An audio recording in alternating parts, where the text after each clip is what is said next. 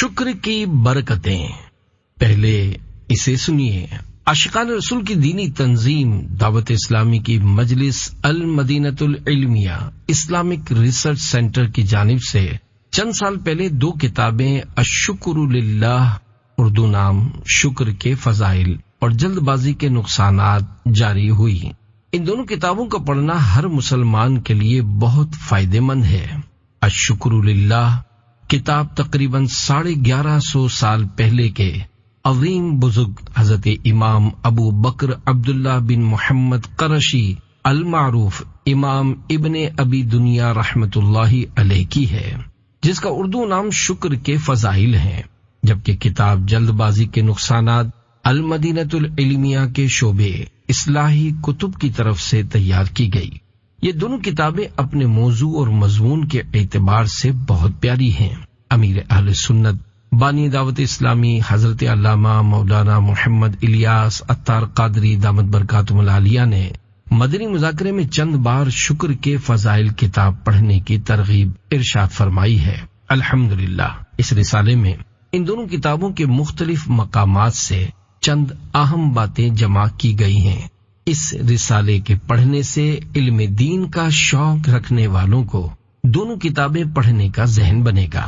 رضا الہی اور حصول ثواب کے لیے خود بھی پڑھیے اور اپنے مرحومین کے ایصال ثواب کے لیے تقسیم بھی کیجیے. اللہ پاک ان کتابوں پر کام کرنے والوں کے علم و عمل میں خوب برکتیں عطا فرمائے اور ہمیں ان کتابوں کے فیضان سے مالا مال فرمائے. آمین بجاہ خاتم النبیین صلی اللہ علیہ وآلہ وسلم. الحمدللہ رب العالمین والصلاة والسلام علی خاتم النبیین. اما بعد فاعوذ باللہ من الشیطان الرجیم. بسم اللہ الرحمن الرحیم. شکر کی برکتیں. دعائے عطار. یا رب کریم، جو کوئی 16 صفحات کا رسالہ شکر کی برکتیں پڑھ یا سن لے، اسے ہر حال میں صبر و شکر کرنے والا بنا اور اسے ماں باپ اور خاندان سمیت بے حساب بخش دے. آمین بجاہ خاتم النبیین صلی اللہ علیہ وآلہ وسلم. درود شریف کی فضیلت. فرمانے آخری نبی صلی اللہ علیہ وآلہ وسلم. اللہم صل علی محمد وانزلہ المقعد المقرب عندک یوم القیامہ. جو شخص یوں درود پاک پڑھے اس کے لیے میری شفاعت واجب ہو جاتی ہے. صلو علی الحبیب صلی اللہ علی محمد. شکر کے فضائل کتاب سے چند اہم باتیں. عظیم تابعی بزرگ حضرت امام حسن بصری رحمت اللہ علیہ فرماتے ہیں، بے شک اللہ پاک جب تک چاہتا ہے اپنی نعمت سے لوگوں کو فائدہ پہنچاتا رہتا ہے، اور جب اس کی ناشکری کی جاتی ہے تو وہ اسی کو ان کے لیے عذاب بنا دیتا ہے. مسلمانوں کے چوتھے خلیفہ حضرت مولا علی رضی اللہ عنہ نے اہل ہمدان میں سے ایک شخص سے ارشاد فرمایا، بے شک نعمت کا تعلق شکر کے ساتھ ہے اور شکر کا تعلق نعمتوں کی زیادتی کے ساتھ ہے. یہ دونوں ایک دوسرے کو لازم ہیں، پس اللہ پاک کی طرف سے نعمتوں کی زیادتی اس وقت تک نہیں رکتی جب تک بندے کی طرف سے شکر نہ رک جائے. نعمت موت تک باقی رہے گی. حضور نبی اکرم صلی اللہ علیہ وآلہ وسلم نے ارشاد فرمایا، اللہ پاک کسی بندے کو اہل، مال اور اولاد کی صورت میں کوئی نعمت عطا کرے، پھر وہ کہے ما شاء اللہ لا قوت الا باللہ، یعنی جو اللہ پاک چاہے، نیکی کرنے کی طاقت اسی کی توفیق سے ہے، یعنی شکر ادا کرے، تو وہ اس میں موت کے علاوہ کوئی آفت نہیں دیکھے گا. شکر کی بنیاد. شکر کی اصل یہ ہے کہ آدمی نعمت کا تصور اور اس کا اظہار کرے، اور حقیقت شکر یہ ہے کہ منعم یعنی نعمت دینے والے کی نعمت کا اس کی تعظیم کے ساتھ اعتراف کرے اور نفس کو اس کا خوگر بنائے. یہاں ایک باریکی ہے، وہ یہ کہ بندہ جب اللہ پاک کی نعمتوں اور اس کے طرح طرح کے فضل و کرم و احسان کا مطالعہ کرتا ہے تو اس کے شکر میں مشغول ہوتا ہے. اس سے نعمتیں زیادہ ہوتی ہیں اور بندے کے دل میں اللہ پاک کی محبت بڑھتی چلی جاتی ہے۔ یہ مقام بہت برتر ہے، اور اس سے اعلیٰ مقام یہ ہے کہ منعم کی محبت یہاں تک غالب ہو کہ قلب کو نعمتوں کی طرف التفات یعنی توجہ باقی نہ رہے۔ یہ مقام صدیقوں کا ہے۔ اللہ پاک اپنے فضل سے ہمیں شکر کی توفیق عطا فرمائے۔ نعمت پر نعمت۔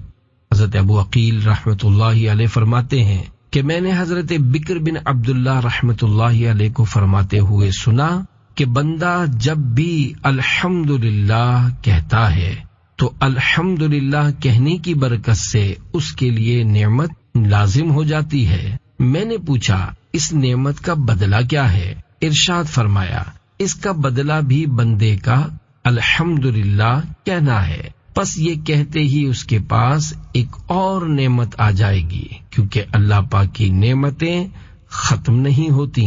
نعمتوں کی یاد سے محبت الہی میں اضافہ۔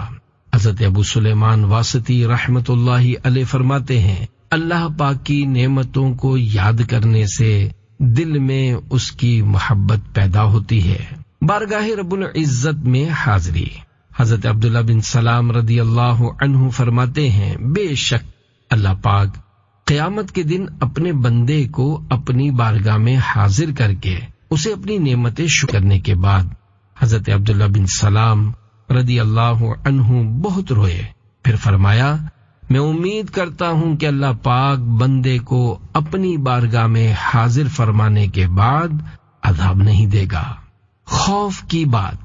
اللہ پاک کے پیارے نبی صلی اللہ علیہ وآلہ وسلم نے ارشاد فرمایا جب تم دیکھو کہ اللہ پاک بندے کو اس کی نافرمانی کے باوجود اس کی خواہشات کے مطابق عطا کر رہا ہے تو یہ اس کی طرف سے اس کو ڈھیل ہے۔ حضرت داؤد علیہ السلام کا شکر۔ حضرت داؤد علیہ السلام نے اللہ پاک کی اس طرح حمد کی الحمدللہ حمدن کما ینبغی لکرم وجہ ربی جل جلالہ، یعنی اللہ پاک کے لیے ایسی حمد ہے جیسی اس کی عزت کے شایان شان ہے۔ تو اللہ پاک نے آپ علیہ السلام کی طرف وحی فرمائی اے داؤد تم نے فرشتوں کو مشقت میں ڈال دیا ہے، یعنی ایسی حمد فرشتے بھی نہیں کر سکے۔ ذکر الہی سے زبان تر۔ حضرت موسیٰ کلیم اللہ علیہ السلام نے بارگاہ خداوندی میں عرض کی اے اللہ پاک تیرا شکر کس طرح ادا کرنا چاہیے؟ ارشاد ہوا اے موسیٰ تمہاری زبان ہمیشہ میرے ذکر سے تر رہے۔ نافرمانی پر بھی انعامات کی بارش۔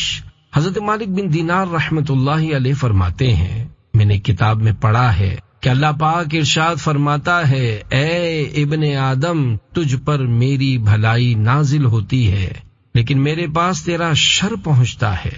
میں نعمتوں کے ذریعے تجھ سے محبت کا اظہار کرتا ہوں اور تو میری نافرمانیاں کر کے میرے ذکر سے غافل رہتا ہے، اور عزت والا فرشتہ ہمیشہ تیرا برا عمل ہی میرے پاس لے کر حاضر ہوتا ہے۔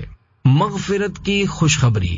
فرمان آخری نبی صلی اللہ علیہ وآلہ وسلم اللہ پاک کسی بندے کو نعمت عطا فرماتا ہے اور وہ اس بات کا یقین کر لیتا ہے کہ یہ اللہ پاک کی طرف سے ہے تو اللہ پاک اس کے لیے اس نعمت کا شکر ادا کرنا لکھ دیتا ہے، اور جب اللہ پاک گناہ پر بندے کی شرمندگی دیکھتا ہے تو اس کی مغفرت طلب کرنے سے پہلے ہی اسے بخش دیتا ہے۔ اور جب کوئی شخص دینار کے عوض کپڑا خرید کر پہنتا ہے اور اللہ پاک کا شکر ادا کرتا ہے تو اس سے پہلے کہ کپڑے اس کے گھٹنوں تک پہنچے اللہ پاک اس کی مغفرت فرما دیتا ہے، بخش دیا جاتا ہے۔ حضرت معاویہ بن قرہ رحمت اللہ علیہ فرماتے ہیں کہ جو شخص نیا کپڑا پہنتے وقت بسم اللہ والحمد للہ کہہ لے اسے بخش دیا جاتا ہے، اور جو کھانا کھاتے وقت بسم اللہ والحمد للہ کہہ لے وہ بھی بخشا جاتا ہے، اور جو پانی پیتے وقت بسم اللہ والحمد للہ کہہ لے اس کی بھی مغفرت فرما دی جاتی ہے۔ نبی کریم صلی اللہ علیہ وآلہ وسلم کا فرمان برکت نشان ہے، جب اللہ پاک کسی بندے کو نعمت عطا فرماتا ہے تو اس پر اپنی نعمت کا اثر دیکھنا پسند فرماتا ہے۔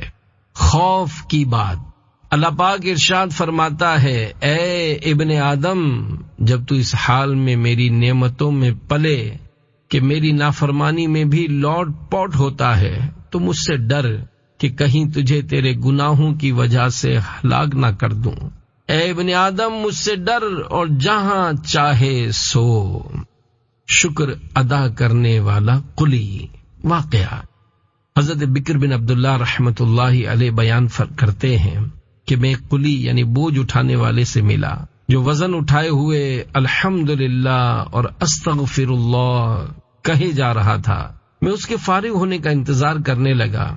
جب اس نے اپنی پیٹھ سے بوجھ اتار دیا تو میں نے اس سے پوچھا، کیا تم اس سے اچھا کوئی کام نہیں کر سکتے؟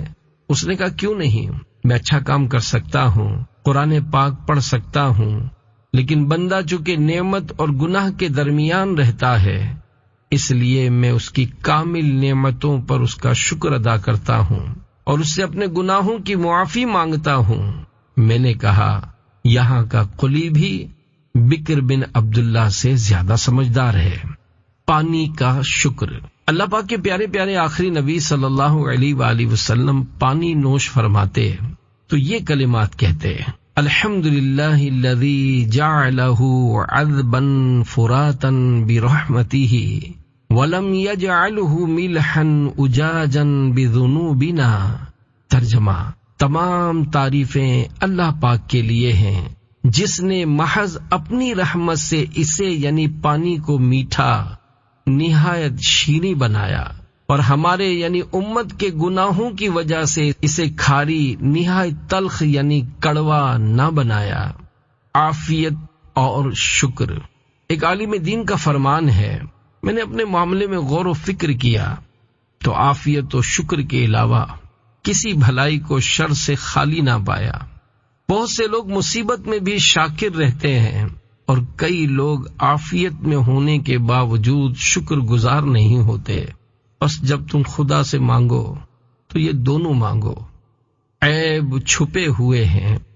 حضرت سفیان ثوری رحمت اللہ علیہ فرماتے ہیں، اللہ پاک کی طرف سے بندے کے عیوب کی پردہ پوشی عافیت کی علامت ہے۔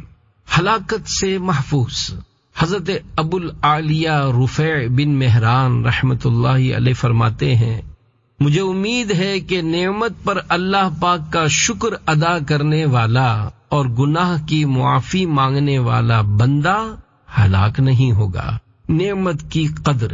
اللہ پاک کے محبوب صلی اللہ علیہ وآلہ وسلم نے ارشاد فرمایا، جب تم میں سے کوئی اللہ پاک کی نعمتوں کی قدر جاننا چاہے تو اپنے سے کم نعمت والوں کو دیکھے، زیادہ والوں کو نہ دیکھے۔ آئینہ دیکھ کر پڑھنے کی دعا۔ نبی مکرم صلی اللہ علیہ وآلہ وسلم جب آئینے میں اپنا رخ انور دیکھتے تو یہ دعا پڑھتے، الحمدللہ الذی سوى خلقی فعدلہ وکرم صورت وجہی وحسنہا وجعلنی من المسلمین۔ یعنی تمام تعریفیں اللہ پاک کے لیے ہیں جس نے درست طریقے سے میری تخلیق فرمائی، میرے چہرے کو مکرم اور خوبصورت بنایا اور مجھے مسلمانوں میں شامل رکھا۔ مصیبت میں نعمت۔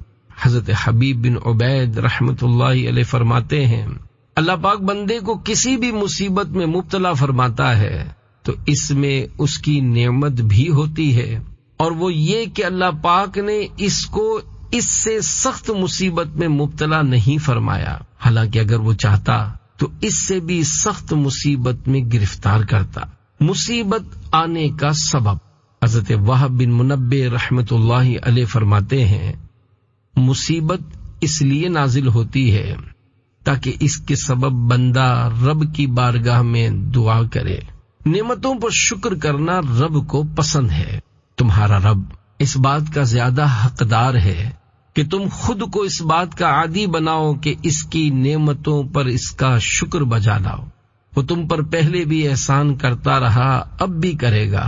اللہ پاک کی قسم، اس کا شکر ادا کرنا بندوں کو بدلہ دینے سے بہت آسان ہے، کیونکہ وہ بندوں سے اتنے شکر پر راضی ہو جاتا ہے کہ وہ اس کی حمد کریں۔ ایمان پر شکر الہی۔ حضرت احمد رحمت اللہ علیہ فرماتے ہیں، میں نے حضرت ابو معاویہ اسود رحمت اللہ علیہ سے عرض کی، اے ابو معاویہ، ایمان اللہ پاک کی کتنی بڑی نعمت ہے، ہم اس سے دعا کرتے ہیں کہ وہ ہم سے یہ نعمت واپس نہ لے۔ انہوں نے ارشاد فرمایا، نعمت عطا کرنے والے پر حق ہے کہ وہ جس کو نعمت عطا فرمائے پوری عطا فرمائے۔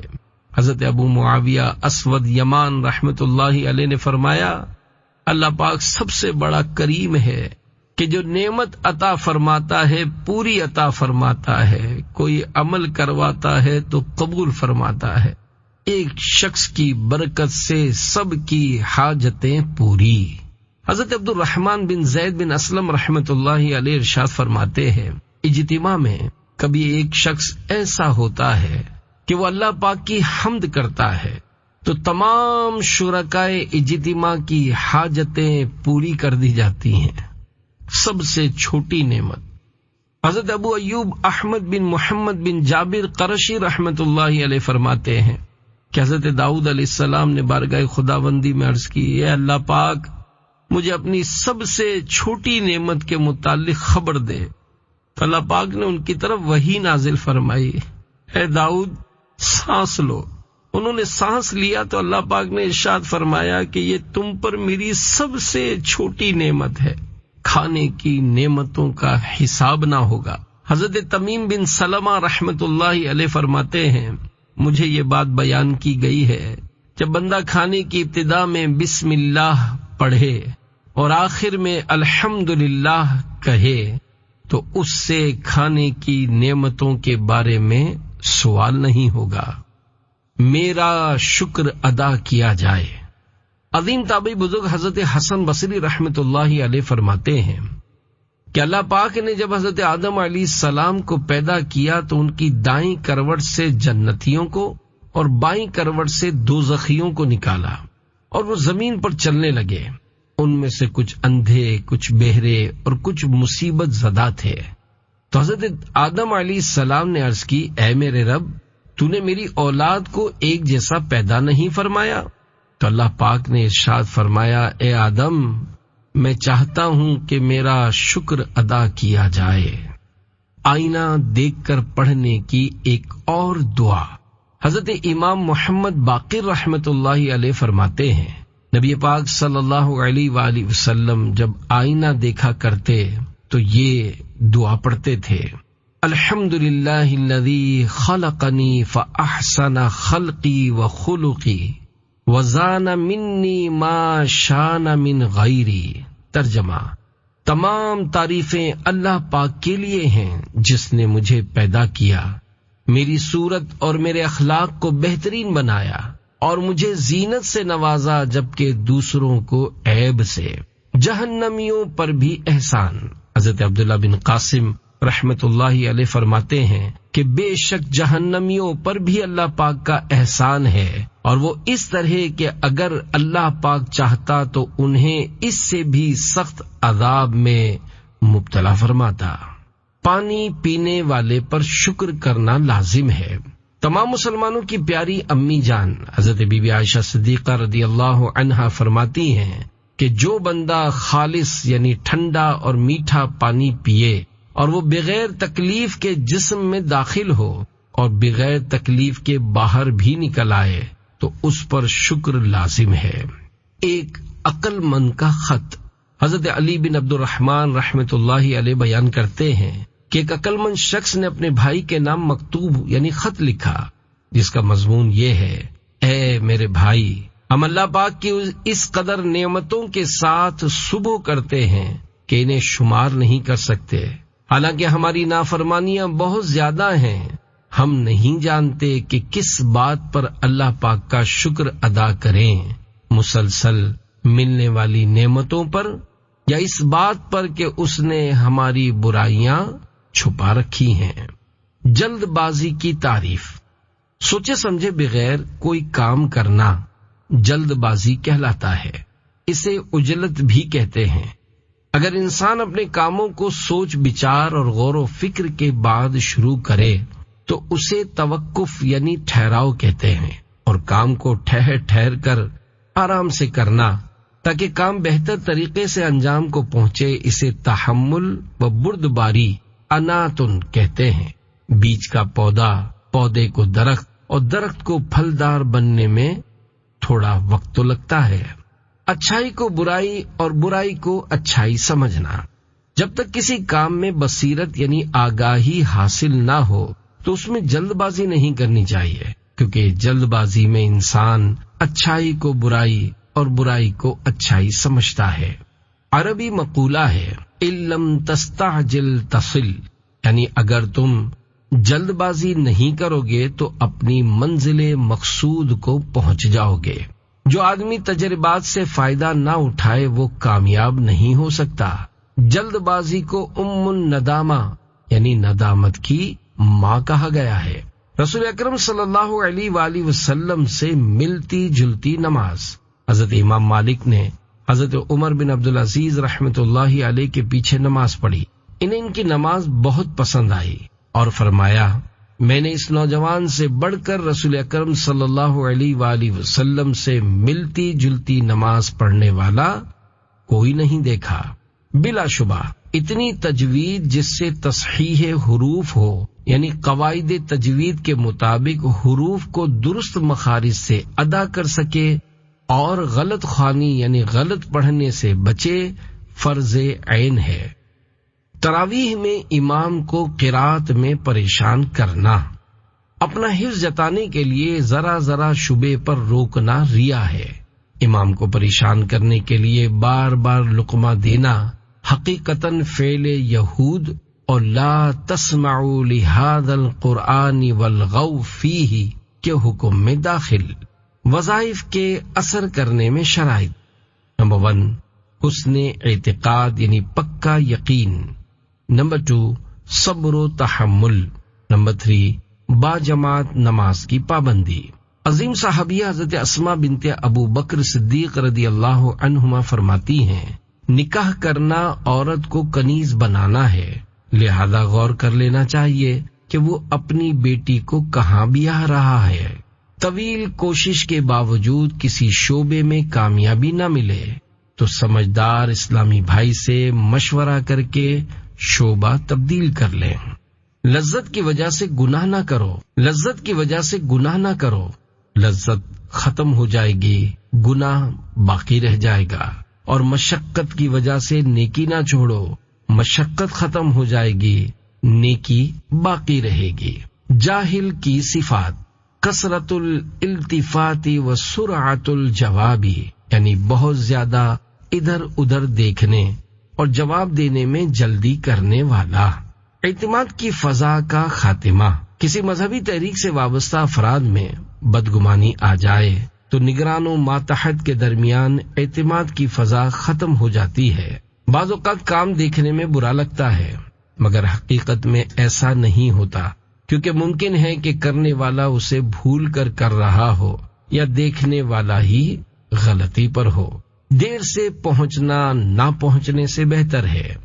جلد بازی بنا بنایا کھیل بگاڑ دیتی ہے۔ اصلاح کا انداز، صحابی رسول حضرت ابو درداء رضی اللہ عنہ نے فرمایا، لوگوں کے سامنے کسی کو سمجھانا ذلیل کرنا ہے، جبکہ تنہائی میں سمجھانا مزین یعنی سنوارنا کرنا ہے۔ خواہش کا جواب، حضرت عمر بن عبدالعزیز رحمۃ اللہ علیہ سے پوچھا گیا، ما تشتہی یعنی آپ کی کیا خواہش ہے؟ فرمایا، ما یقضی اللہ یعنی جو اللہ پاک کا حکم ہو۔ انسان کے فضل و کمال کا جوہر یعنی قابلیت بولنے کے بعد ہی ظاہر ہوتا ہے۔ حضور اکرم صلی اللہ علیہ وآلہ وسلم نے فرمایا، کام تدبیر یعنی سوچ بچار سے اختیار کرو، پھر اگر اس کے انجام میں بھلائی دیکھو تو کر گزرو، اور اگر گمراہی کا خوف کرو تو باز رہو۔ شرح حدیث، جو کام کرنا ہو پہلے اس کا انجام سوچو پھر کام شروع کرو۔ اگر تمہیں کسی کام کے انجام میں دینی یا دنیاوی خرابی نظر آئے تو کام شروع ہی نہ کرو، اور اگر شروع کر چکے ہو تو باز رہ جاؤ، اسے پورا نہ کرو۔ حدیث پاک میں ہے، اطمینان ہر چیز میں ہو سوائے آخرت کے کام میں۔ شیطان کار خیر یعنی بھلائی کے کام میں تاخیر کروا کر پھر اس سے رکوا دیتا ہے۔ جنابت یعنی غسل فرض ہونے کی حالت میں کم از کم وضو کر کے سوئیے۔ ہماری شریعت میں ہے جس پر غسل واجب ہے اسے چاہیے کہ نہانے میں تاخیر نہ کرے۔ اگر اتنی دیر کر چکا کہ نماز کا آخر وقت آ گیا تو اب فوراً نہانا فرض ہے، اب تاخیر کرے گا گناہگار ہوگا۔ حدیث پاک ہے، جس گھر میں جنبی یعنی بے غسلہ ہو وہاں رحمت کے فرشتے نہیں آتے۔ حدیث پاک میں ہے، توبہ میں تاخیر سے بچو کہ موت جلد آ جاتی ہے۔